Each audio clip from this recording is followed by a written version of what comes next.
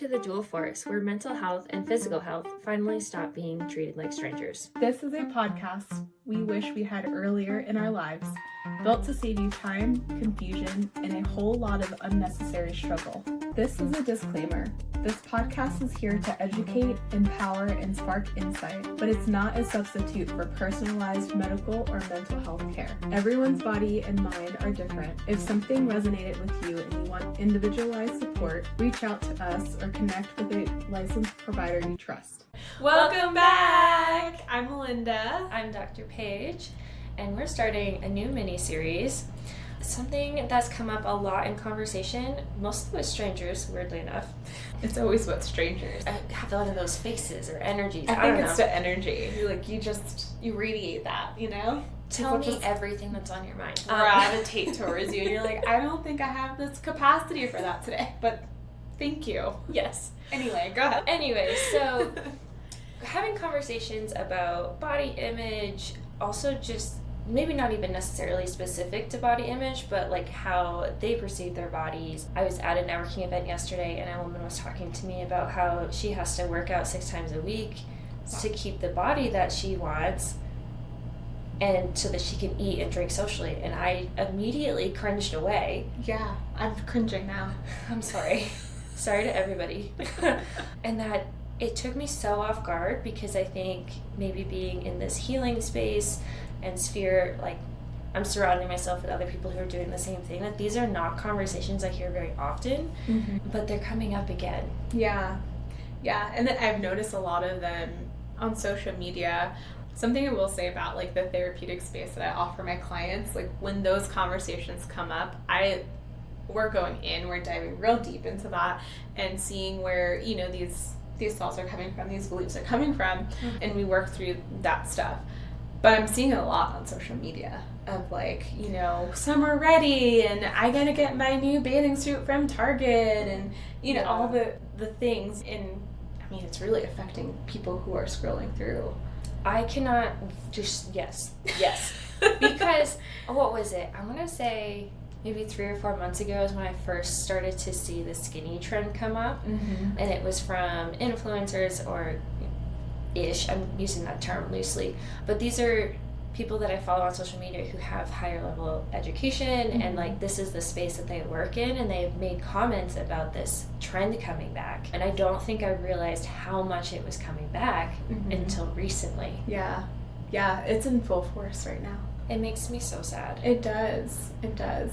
You know, it puts you in a space too of wonder of like, what actually led this person there? Why is it that, you know, you have a desire to be so much like somebody else, or in the image of someone else, or following with the comments that someone else is making because they're an influencer? You know, what about you? Why did you lose sight of your body's functioning and how wonderful like your body is able to get up every single morning, you know, and to nourish you, to move your body, and to put you in spaces that, you know, it's capable of doing, but you're pushing yourself to be like somebody else instead. Yes. I think my perspective has always been, I'm super grateful, privileged never to have fallen into like the skinny narrative, but I've been an athlete my whole life, and I just always wanted to be able to do better. And so I always focused on, you know, like eating when I was hungry and exercising all the time, but it never correlated in my brain to do anything different, or like that food was bad to be skinny. That's just never been a thought process I've experienced. Yeah. So yours was more so like you were intuitive about your body's signals of hunger and having to keep up with your active lifestyle. Exactly. Versus like some, you know, if you were to see somebody who was athletic like yourself, and you're like, well, she has an 8-pack and I only have 6. So true. I've only ever gotten to a 4-pack, but I think that's just my body shape. Yeah. And that's another thing too. Your body shape is not like everybody else. You know, your body is shaped proportionally the way it's supposed to, the way it was given to you. Absolutely. I think that's like one of the biggest things that I talk to people about, is like, because people are concerned about flat feet or, you know, hypermobility, without having a hypermobility diagnosis, like that was obvious. It's like your body literally was built based on what you gave it during its like formative years of growing. So like that's literally how the arch forms in the foot. So if you're wearing shoes all the time that are hard, then they're not going to form that arch as easily as somebody who's running around barefoot their entire childhood. Not to make it confusing, but coming back, like our bodies are built the way that we use them, and we want, at least I want to be able to do anything at a drop of a hat. Right. Yeah. Or in teaching, like, the patients that come to you for help, like teaching them how to maneuver around the body that they were given to. I think that's true. It's like, okay, you got flat feet, so we gotta maybe do something. You gotta do squats this way. Right. Nothing is a one box program for anybody. So we're all very unique, and I think that's something to be proud of. Right. Yeah, I agree. You should wake up proud, knowing that your body is capable. Absolutely. You know, and that you have this beautiful vessel, and it's capable of doing so much stuff. I mean, just, has anybody ever watched Paralympics? Oh, amazing. And on every time. Yeah. They are incredible beings. Yes. They really are, like, limitless. They're just, I got it. I can do it. Yeah. Well, I think it always comes down to like a choice too. We can choose to take what we have and make it do what we want to be able to do, or we can choose to wallow, or we can choose to try to conform into this idealistic image in our mind, or what society has told us we should want. I think we should always just choose ourselves. That sounds a lot easier. It does. A lot less mental energy. Yeah. It sounds like, and you know yourself better than anybody else. You know, your body knows you better than anything else. You know, so if we're constantly pushing ourselves, our bodies away, you know, because we're trying to form into something or someone that we're not, we're always going to have that disconnect. Something is always going to be wrong. There's always going to be an issue that then those beliefs come up, but I'm not good enough, I'm not capable, I'm not this, I'm not that. Well, you're kind of right, because you're not that person. You are you. Yeah. You know, take a moment to reflect on what it is that you're capable of doing. You know, and if it's something that maybe you don't want to do anymore, is it okay to change? Is it okay to change because it's something that you want versus what someone else is expecting you to do, or because you're wanting to do it because they're doing it? So a lot of reflection. Yeah, and it makes me think of a book called The Comfort Crisis. I don't think I've read that one. Okay, author is Michael Easter, I think.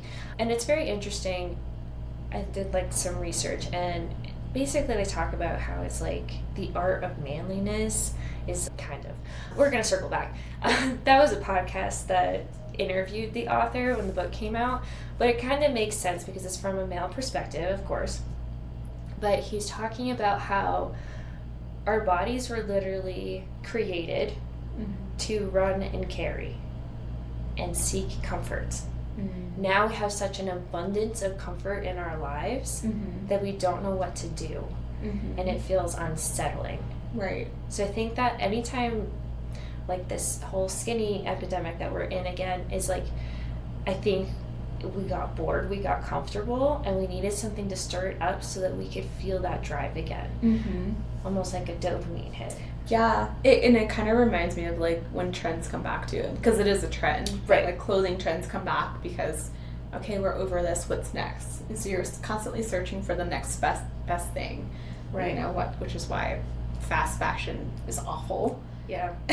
Gosh, we lived through the early 2000s once. I expected them to take a little bit longer to come back. It was too soon. I'm Way not ready too for soon. gauchos again. Gauchos were comfortable. Apparently you can find them now, like Ross. I was like, okay, and I just need to go look and just to see. But it's a lot like that, and I think you're absolutely right with a dopamine hit of, okay, this is coming back. I want to feel included and involved and part of this, and, you know, go with that. But it's not always necessary, and it can be so debilitating to your mental well-being and obviously your physical health as well. Yeah, absolutely. And something more that he gets into in the book, because he did this whole experiment on himself, was to create controlled situations where he utilized the body's natural instinct to do different things, like bucking. He went out into the wilderness without any contact for a long time, and he did it 2 different times. The first time he trained so hard that his body fat percentage was too low, and he like crashed while he was out in the wilderness. The second time he prepared for that, and it was, I guess, quote unquote, more enjoyable. But when he came back, he felt clearer headed and like all this stuff. Like, we don't have to do that extreme, right? But I think creating controlled, safe ways to really embody like the animalistic form that our body and brain work came from can help us kind of prevent this fall into trends and make sure we prioritize our own health and well-being. Right, yeah. I love that. I think that's such a wonderful idea, you know, and it really introduces that part of us that we tend to forget about. Yeah. We are still animals. We are. I think about this all the time. Is that weird? It's so weird. It makes me feel a little uncomfy. But, you know, whatever. Yeah. It's true. It is true. It's just facts. It's just facts. That's it. And, I mean, it is, at the end of the day, it's cool. Right. Like, it is cool. Okay, we're animals, and we do all the things like an animal does, but we're very intelligent, and we're, you know, thank goodness for humans, for us to be able to do wonderful things that maybe your dog cannot. Yeah. Like this brain that we've developed, I can't even fathom. I know. It's like, it's so wonderful, and it's just going to continue to develop over time, which will be long gone before like really, really cool things, I'm sure, happen. You know, blessing or curse, hard to tell. I've been thinking about like that everybody's saying like we're in unprecedented times, and I feel like we've heard that so many times throughout our entire life, because this has been pretty unique for our generation. Yes. But I think about that, and I think, oh, like if we could go back, I feel like they would also feel that same way, that there's just a lot going on. It's hard to like comprehend or really follow. Right. Although technology has definitely expedited things for us, I'm pretty sure. Yeah. Oh yeah, we're having to keep up with all of it. You know, even you know when they used to say like the older generation, like they don't want anything to do with technology and no computers, no tablets, no like. And there are a lot of them who are now finally like, okay, I have to give into this because like the world is moving and I need to keep up. Yeah. I feel like at our age, I feel like I'm their age because I'm constantly having to keep up with all the technology that's coming out now too. I'm like, wait, there's an AI for this, and I can do that, and then it's just confusing. It's a lot, and it happens so fast. It really does. It really does. We're moving too quickly, and again, trends, right? Trends. Like, yeah. I mean, it might be a trend that sticks, but also like the AI thing, for instance, like it's very helpful when you're using it appropriately and responsibly. But is this also going to be a trend at some point, or are we going to keep it, you know? Right. I think that's a good point, too. And like having so much technology and connectivity in our world, so it's no longer just like your town, state. It's like the entire world we have access to, and I think that can increase the comparison narrative that we can easily fall into. Right. Yeah. You're so right. And, you know, when we were younger, it's looking at maybe the people at our school and making that comparison, right? And then Facebook came about, and we had a broad range of individuals that we were friending. We're like, oh, you know, I want to be like those, or I want to listen to that kind of music. And then that continued to spread. So now we have platforms like TikTok where we are scrolling through and finding these individuals that we have no clue who they are, where they came from, or their lifestyles. And that's something that I want everyone to consider is, I don't know where this person came from. I don't know what their background is. I don't know if they're, you know, on here representing as one thing and actually they're someone completely different. You know, don't consume everything that you're that you're consuming, right? Don't take that all in and apply it to yourself. Separate yourself from that. Apply what you need to if it's healthy, if it's responsible for your well-being. Absolutely. And so glad you shared all those tips. So good. Thank you. Yeah. But on that and circling back to body image and summer body, we can talk about the difference between body positivity, body neutrality. I don't think I actually heard the term body neutrality before I was doing research for this episode. Yeah. Body neutrality is very interesting. And I think that most people who struggle with some sort of body dysmorphia or on the border of it should probably start with body neutrality.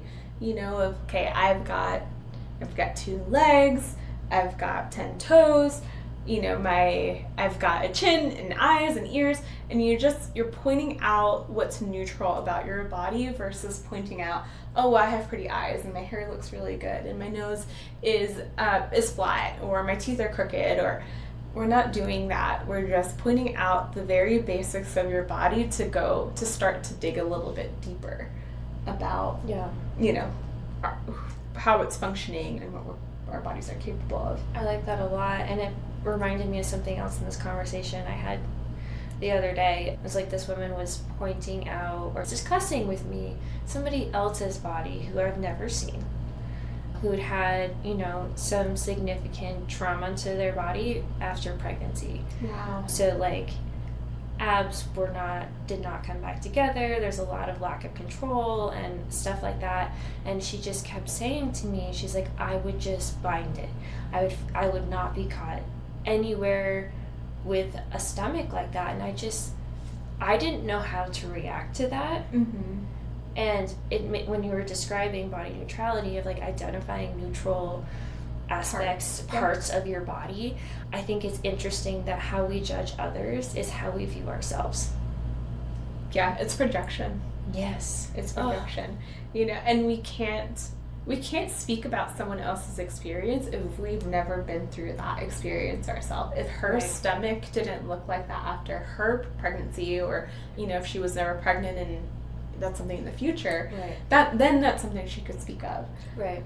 But to speak of someone else's experience and apply it to yourself when there's no relationship there, there's no relation there, what does that matter? 100%. I was I am just so proud that she's going out to workout classes and doing all these types of things. She's aware of how she has to modify it so that she doesn't hurt her back, or I'm that's what I'm focusing on here. I don't even know this individual. Right. But the cosmetic side, I just cringing. There are a lot of individuals, especially women, who are so focused on the cosmetic side. Yeah. I mean, think of all the women who, get Botox I know Botox prevents wrinkles, or not prevents, but I don't know. Prevents further wrinkles? I don't know. Botox is terrible for your body. It's literally a toxin. It's a toxin. It's in the name. But they do that, and they do Kris Jenner facelifts, and they do, all types of body just rearrangements to better their image, or to be compared to someone else to say, look, I've done this and my body is better now. Yep. I look better. Is that really for you, or is that for someone else? So that someone can look at you and point out the things that you have a flaw within yourself. Yeah. And I think once we start making modifications to our body, we're getting that dopamine hit of this is what I wanted. You see the wrinkles disappear, quote unquote, in most cases. They come back, guys. Sorry. After a couple of months, they'll be back. Yeah. And so then they just want more and more, and they do bigger and bigger procedures. So then your financial investment in how you look is so significant. Right. And where is that? Where are those resources being allocated from? Right. Exactly. Yeah. Yeah. And if this is something that you want to do, at least check in with yourself and make sure that it's for you versus for anybody else. If it's something that you have a complex with and you've tried everything under the sun and you're still struggling with that part of you, then go for it. Try it out. Do what makes you feel good about, but we start with that body neutrality. We dive deeper into body, you know, and if there's that one thing that's still kind of like this itch that you can't scratch, give it a try. You know, if you have the finances to do it, go for it. Yes. I think that's key too. If you have the finances for it, go for it. You've gone through all the other avenues and you're still feeling that. Absolutely. We have the technology these days. So yeah. We do. Yeah, and a lot of times our thoughts are the purpose for obviously the way that we feel and the way that we view ourselves. If we can start to shift the way that we think about ourselves, you know, and make it just a little bit better, you probably won't need to go to, you know, a med spa to get all these services done and continue on that investment if it's, you know, it can be a strain on people too. But if we start with mental well-being and body positivity, chances are it's going to lead you on the path that you're wanting to get to for yourself. Absolutely. Yeah. Yeah. And I liked this part that I came up with when researching. I was talking about body functionality over how it looks. And I'd say that's probably where I focus the most. And Doc Alyssa, she just moved to Denver, which is so fun. I love her. She has a PhD, but her whole like thing since I followed her the last couple of years is like, I want the ability to say yes to life. Not having to make changes to plans or feel uncomfortable when somebody asks you to do something. And I feel that kind of ties into the body neutrality of like, this is a vessel that does X, Y, and Z for me every day. If you really want to break it down, it's like, you know what's the cartoon where it's just like a brain? Oh. Do you know what I'm talking about? I'm like seeing a brain with legs, but I don't know if that's right. Or maybe it's like a rat with a giant brain, like in a, like, I don't know. Like Pinky and the Brain? Yeah, maybe. Okay. That might be what I'm thinking about. But it's like literally like our consciousness is our brain. And we use this vessel that is our body to get around. So really just taking it back to like basics. Like we control the ecosystem that is our body. And when I first heard someone describe our body as an ecosystem, I got immediately grossed out. But it is. I mean, yeah. It is. We're still animals and part of nature. It's so true. Yeah. So it's the little things. Yeah, so take care of your ecosystem. Yes, you're in charge of it. You're the queen or king of that said ecosystem. Yeah. But, yeah, so if you just view your body that way, instead of, like, working out for cosmetic reasons, you should work out for function. You're not always going to get the same, like, visual aspect of your body that you're looking for, but your body can carry you so much further. It can. And, like, one of my favorite things to talk to like clients and patients about is like, I love working with bodybuilders because most often they're coming because of shoulder pain, and it's because they have not strengthened their shoulders in a functional manner, and they're starting to have issues. And they're super strong, and I'm just this like 5'5" girl that doesn't look very strong, and I can just push their arm down when they're trying to resist me. And that's because they've trained for cosmetic reasons, not for function. Yeah. That's so interesting. So you're seeing it with men and women. Yeah. All various stages of life, I'm sure, like physically for you. Yeah. Yep. Wow. All the time. And I think it's so funny. I hear this all the time. It's like, wow, you're a lot stronger than you look. And I said, no, it's physics and knowledge of the body. Boom. That's the tidbit that they needed to like come back to reality, possibly. Maybe, hopefully. But also, like, in my networking this week, I was like making a commercial for my business, and I highlighted that most people in our society, in our population, are shrinking in their lives because of a long list of reasons of why they can't do X, Y, Z.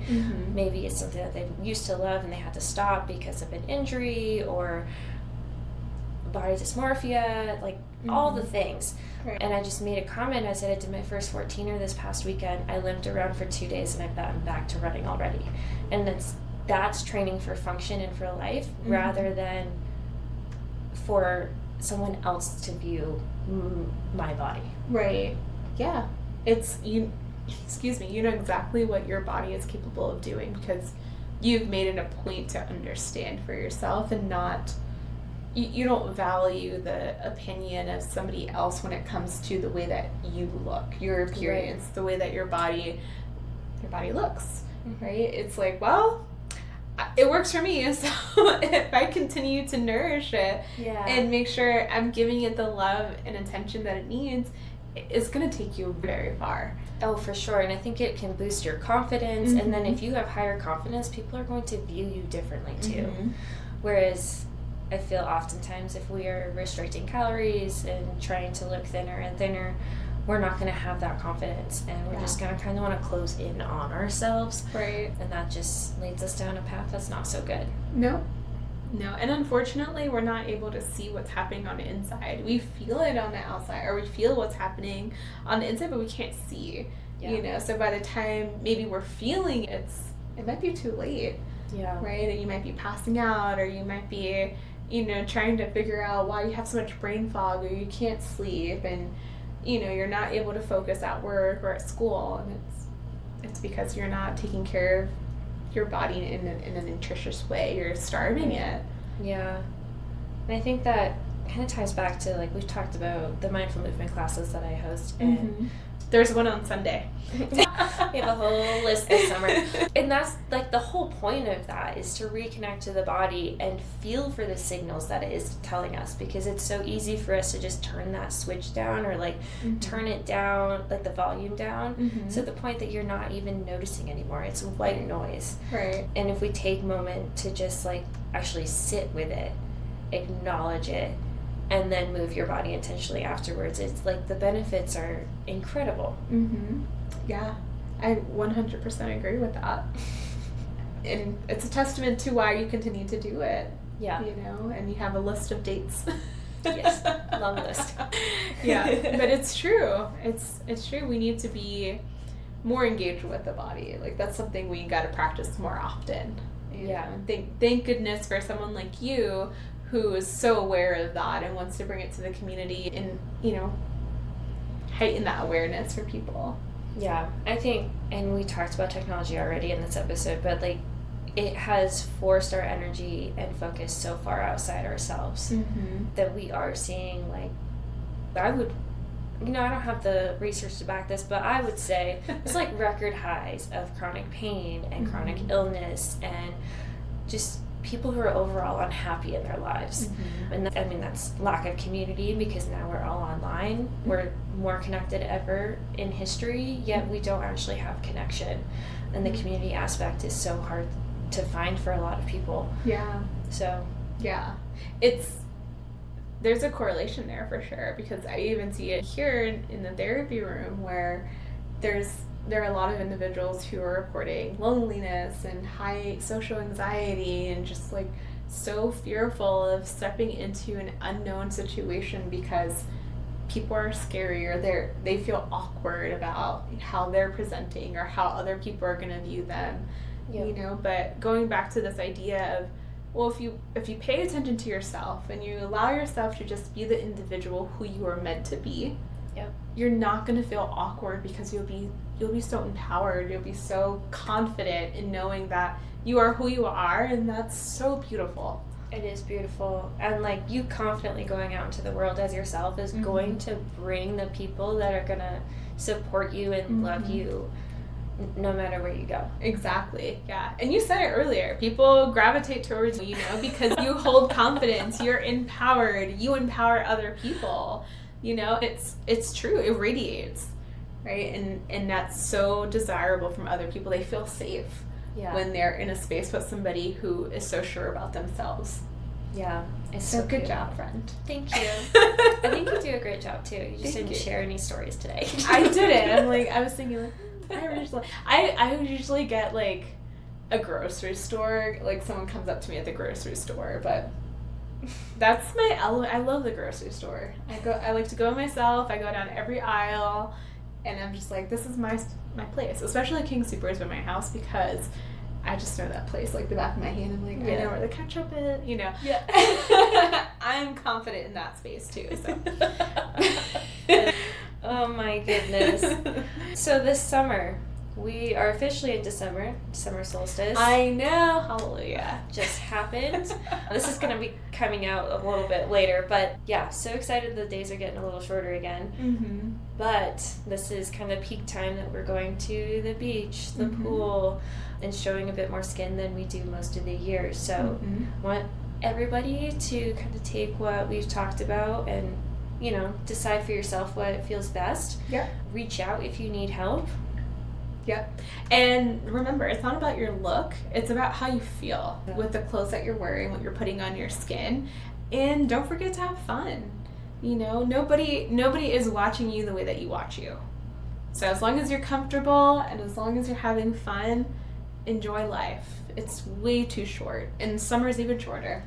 So true. Literally, everybody's so focused on themselves. Just think of everybody being like you in your brain. Exactly. Yeah. That's it. You know, enjoy it. Enjoy life as much as possible and, you know, wear the things that make you feel good about you. Yes. Yeah. Until next time. All right. Thanks for tuning in to The Dual Force. Your mind and body are always in conversation, whether you notice it or not. Start listening. And if today's episode sparked something in you, pass it along to somebody who needs that reminder.